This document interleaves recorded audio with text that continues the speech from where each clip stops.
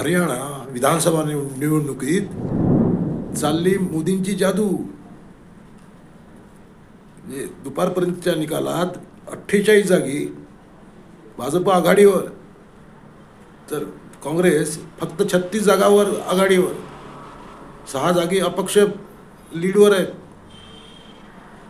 जम्मू व काश्मीरमध्ये मात्र वेगळं चित्र आहे.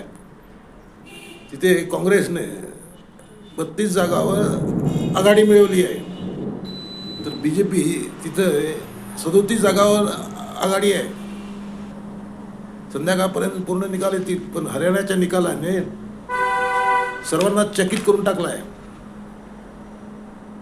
काँग्रेस दुवा आहे हरियाणामध्ये. मोदी पुन्हा येत आहेत हरियाणामध्ये 3ऱ्या वेळा.